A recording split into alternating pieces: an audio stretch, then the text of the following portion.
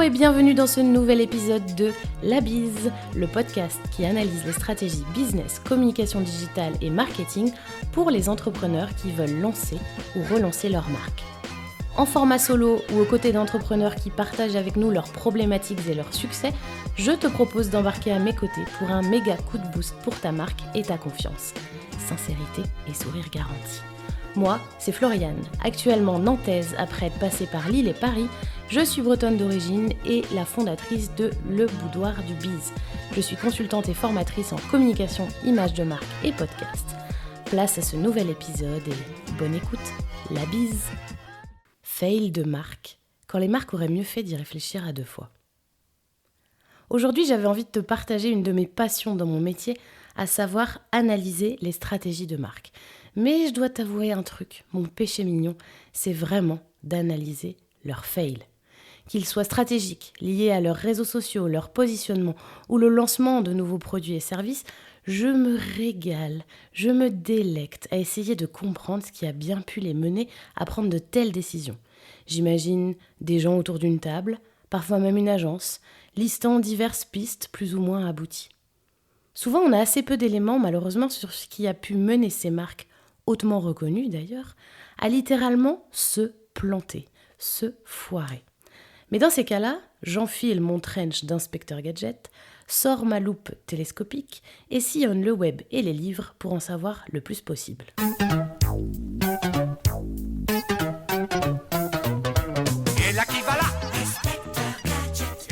Je me suis dit que c'était trop bête de ne pas te les transmettre, car de ces fails parfois hallucinants ressortent de très bonnes leçons pour nous. L'idée est donc pas de dire « gna gna gna, ils ont été trop nuls » ou « mais quelle agence a bien pu pondre un truc pareil » ou encore « il y a vraiment des gens qui ont été payés pour ça ?» Quoique. Je l'avais dit, c'est un formidable professionnel. Bravo, Lucien! Mais l'idée, c'est de transposer ces erreurs sur nos propres business, d'aller plus loin pour voir si on aurait pu faire la même chose ou pas, et idéalement de s'armer contre ce genre de fail. Rappelons cependant que ces fails font partie de nos vies d'entrepreneurs et que toute bonne chef d'entreprise vivra tôt ou tard et à maintes reprises des situations liées à une erreur de jugement stratégique. Alors, l'échec, ce n'est pas mal, ça nous fait grandir, ça nous fait avancer, ça nous met par terre à un moment où on n'a pas d'autre choix que de se relever. Alors c'est parti. Aujourd'hui, je te parle du lancement d'un produit d'une marque que tout le monde connaît. Cette marque, c'est Colgate. Oui, la marque de dentifrice et de brosse à dents. Et cet exemple-là, je dois avouer, c'est une pépite. Probablement mon exemple préféré, aussi drôle qu'enrichissant pour nous. Un peu d'histoire d'abord, un peu une petite minute culture. Colgate a été fondé par William Colgate en 1806 à New York. Dans un premier temps, William vend des bougies et des savons. Il a l'obligation de prendre une petite pause en 1833 parce qu'il est victime d'une crise cardiaque. Donc 7 ans plus tard, il reprend les rênes de son entreprise pour vendre des savonnettes individuelles.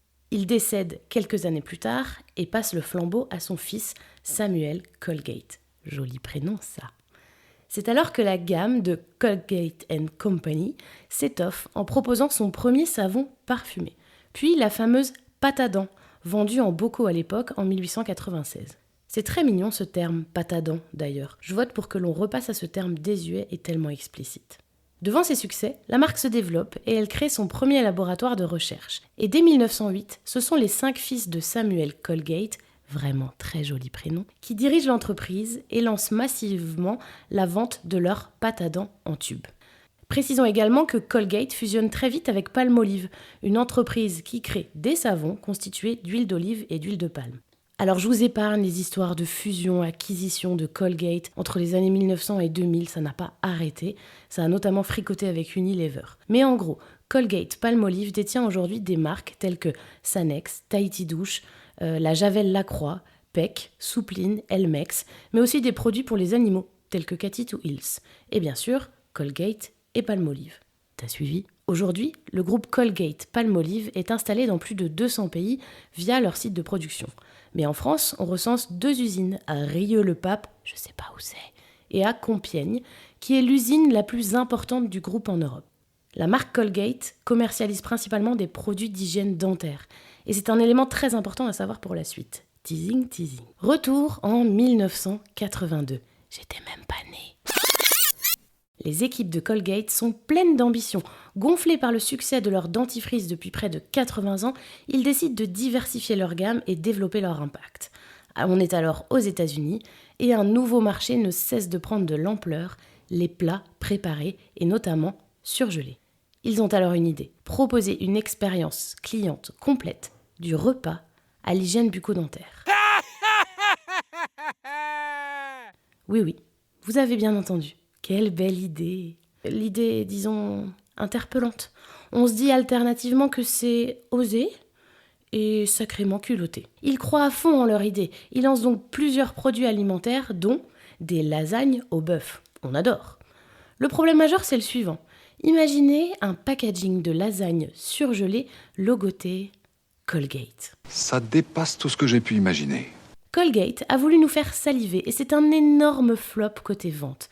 Les clients bloquent, ils ne parviennent pas à se projeter sur des lasagnes Colgate, ils y vont de leurs petites blagues en se demandant si elles sont mentholées, etc. Et d'ailleurs, je vais vous glisser un petit visuel du packaging dans l'article de blog de ce podcast, vous le retrouverez en descriptif de cet épisode. Quelques mois à peine après son lancement, fin de l'aventure Colgate Kitchen. Alors moi qui rêve de visiter le Museum of Failure, cette exposition itinérante qui a été lancée en 2017 de mémoire, en Suède, présente les plus gros flops de marque. J'aurais pas le plaisir d'y découvrir malheureusement ce packaging de lasagne surgelée, puisque Colgate a refusé d'y présenter ce produit emblématique. Allez les gars, un peu d'humour et de prise de recul, ça aurait été chouette aussi. Bon alors, qu'est-ce qu'on retient du fail de Colgate ? On peut déjà imaginer qu'il y a une erreur de positionnement. Sachez que malgré mes talents d'enquêtrice hors pair, je n'ai pas réussi à savoir si une étude de marché a été lancée à cette époque-là. Quant au client idéal de la marque, il n'a probablement pas été consulté. Vu les moqueries retentissantes au lancement de ce produit, au fait j'y étais pas, c'est ce que j'ai appris, on peut clairement supposer que Colgate n'a absolument pas consulté ses clients. Et si c'était juste une lubie lancée à la va-vite, sans stratégie ? Ça pourrait. Booba avait là une bonne idée. La seconde énorme erreur de la marque, c'est d'avoir voulu apposer son logo sur le packaging tel quel. Oui, le même que celui d'un tube de dentifrice. Alors dans ces cas-là, et de manière totalement logique, le cerveau fait ses propres raccourcis. Ce produit, c'est un échec, parce que les consommateurs ne s'y sont pas retrouvés. Le gap était beaucoup trop important entre l'hygiène bucco-dentaire et un produit alimentaire. A contrario, par contre, quand des marques de mode de luxe se rapprochent des marques de champagne, par exemple, moi je trouve que ça matche parfaitement. Parce que les deux univers font appel au même code finalement. Là, mon cerveau s'emballe. Pourquoi ça me choque pas, par exemple, que Yamaha produise des pianos et des motos ? Ou alors les moulins à poivre et les voitures de chez Peugeot ? Vous avez 2 heures. C'est quoi les leçons à retenir du fail de Colgate ? D'abord, c'est une étude de ton client idéal et de ses besoins. Tu feras. Bah oui, pour toute entreprise, que tu vendes des produits ou des services, tu dois absolument connaître sur le bout des doigts ton persona, ton client idéal, bref, ta cible. On ne parle pas que de son âge ou de son sexe, mais bel et bien de ses habitudes de vie, de ses besoins, des raisons pour lesquelles il aimerait ta marque, pour lesquelles il s'y attacherait, pour lesquelles il deviendrait client et client fidèle. Alors si c'est pas déjà fait, go, go, go, c'est primordial pour avancer sur le bon chemin, communiquer de manière fluide et efficace. Deuxième leçon à retenir selon moi, une prise de recul de tes idées, tu prendras. Bah oui, on a des idées à la pelle, on se demande constamment si on doit les lancer. En tout cas, moi, c'est vraiment mon sujet. Mon secret sur ce sujet-là, par contre, c'est le temps.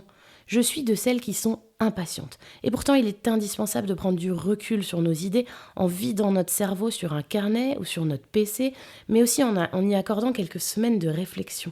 Pourquoi ? Parce que pour voir si la flamme brille encore déjà, pour voir si c'est juste pas une idée qui nous a traversé l'esprit, qu'on a trouvé géniale et qui finalement perd en puissance au fin fond de nous au fur et à mesure. C'est bien aussi de prendre du temps pour peser le pour et le contre et bien sûr pour consulter tes potentiels clients.